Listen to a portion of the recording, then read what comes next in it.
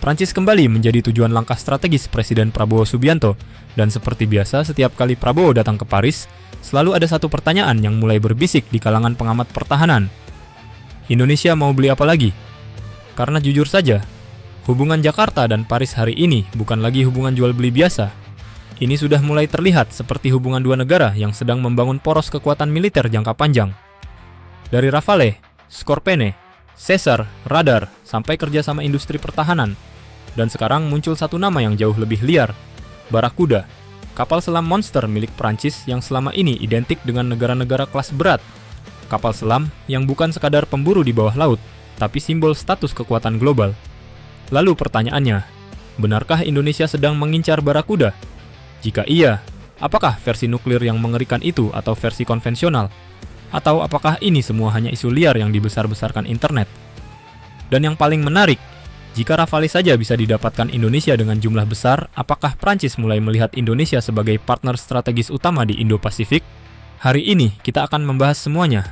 Bukan sekadar rumor, tapi membaca arah geopolitik, logika industri pertahanan, dan pola langkah Indonesia yang selama ini sering dianggap mustahil sampai akhirnya benar-benar terjadi.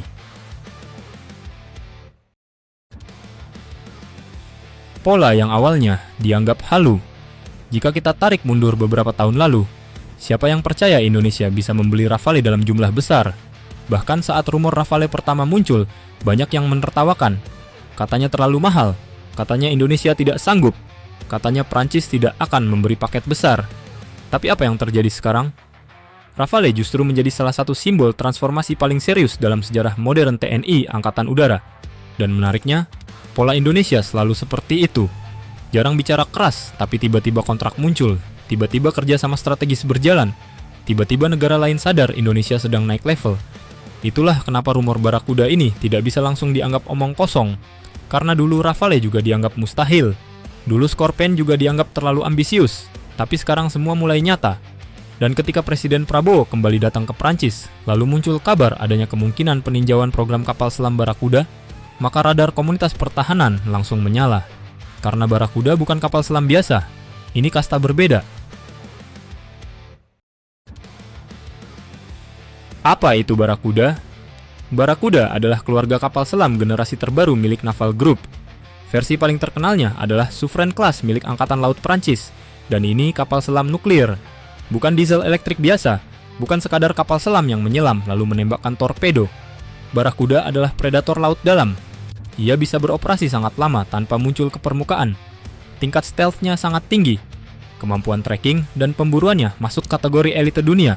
Secara filosofi, Barakuda dibuat untuk membuat lawan merasa diawasi terus-menerus tanpa tahu di mana posisi ancamannya. Dan inilah yang membuat banyak orang mulai bertanya, apakah Indonesia benar-benar mengincar monster seperti ini? Jawabannya belum tentu sesederhana itu. Karena ada dua kemungkinan besar yang harus dipahami. Pertama, Indonesia tertarik pada teknologi turunan Barakuda versi konvensional. Kedua, Indonesia hanya melakukan penjajakan strategis jangka panjang, bukan pembelian langsung. Dan disinilah analisanya mulai menarik.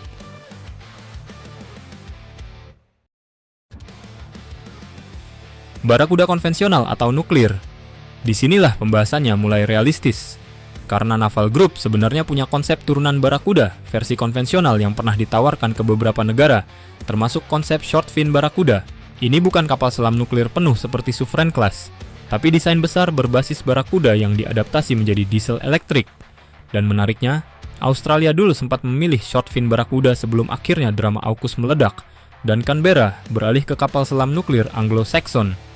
Artinya, Prancis sebenarnya sudah pernah mencoba menjual DNA Barakuda ke negara Indo-Pasifik, dan Indonesia sangat mungkin tertarik mempelajari konsep itu. Kenapa? Karena Indonesia adalah negara kepulauan raksasa. Laut Indonesia sangat luas, jalur choke point strategis tersebar di mana-mana, dan TNI Angkatan Laut butuh kapal selam dengan endurance lebih besar, jangkauan lebih jauh, dan kemampuan deterrence lebih mengerikan. Skorpene memang sangat bagus. Tapi jika Indonesia benar-benar ingin naik kelas menjadi kekuatan laut dominan di Asia Tenggara, maka langkah setelah Skorpen memang harus lebih besar, dan Barakuda bisa menjadi simbol lompatan itu.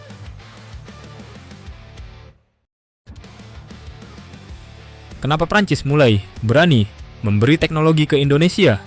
Ini bagian yang paling jarang dibahas.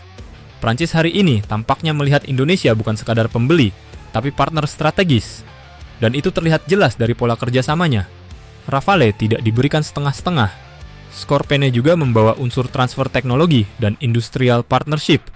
Artinya, Prancis melihat Indonesia sebagai jangkar kekuatan Indo-Pasifik yang bisa membantu menyeimbangkan pengaruh global. Dan dari sisi Paris, Indonesia adalah partner yang ideal. Pasarnya besar, posisi geografisnya vital, dan secara politik relatif independen. Prancis suka negara seperti itu, karena mereka juga punya tradisi politik luar negeri yang independen dari blok Anglo-Saxon. Itulah kenapa hubungan Jakarta-Paris terasa makin panas dalam konteks pertahanan. Dan jangan heran jika suatu hari nanti, TNI Angkatan Laut benar-benar mendapat kapal selam yang levelnya jauh di atas ekspektasi publik hari ini. Atau ini semua hanya isu? Sekarang kita masuk ke pertanyaan paling penting. Apakah benar Indonesia akan membeli Barakuda? Jawabannya jujur, belum ada konfirmasi resmi, belum ada kontrak, dan belum ada pengumuman pemerintah. Jadi untuk saat ini semuanya masih berada di level spekulasi strategis. Tapi spekulasi ini muncul bukan tanpa alasan. Karena pola hubungan Indonesia-Prancis memang sedang bergerak sangat agresif. Dan publik mulai melihat satu pola. Setiap Indonesia membeli flagship alutsista Prancis, hubungan berikutnya selalu naik level. Dari Caesar ke Rafale, dari Rafale ke Scorpene. Lalu setelah Scorpene, orang mulai bertanya, apa langkah berikutnya? Dan nama Barakuda akhirnya muncul sebagai simbol ambisi besar itu. Apakah akan terjadi? Belum tentu. Apakah mustahil? Jangan terlalu cepat bilang mustahil. Karena beberapa tahun terakhir, terlalu banyak hal yang awalnya dianggap mustahil akhirnya benar-benar terjadi. Dan mungkin inilah yang sebenarnya sedang berubah dari Indonesia. Bukan sekadar membeli alutsista, tapi mulai membangun citra sebagai kekuatan besar yang serius. Dulu Indonesia sering dianggap pasar. Sekarang Indonesia mulai diperlakukan sebagai pemain. Dan ketika Presiden Prabowo datang ke Prancis lalu rumor Barakuda mulai beredar, dunia membaca satu pesan sederhana. Indonesia mungkin belum menjadi raksasa militer penuh, tapi Nusantara sudah mulai berjalan ke arah sana. Pelan, tenang, tapi konsisten. Dan yang membuat banyak negara mulai gelisah adalah mereka tahu jika Indonesia benar-benar selesai membangun kekuatannya, maka peta kekuatan Indo-Pasifik tidak akan pernah sama lagi.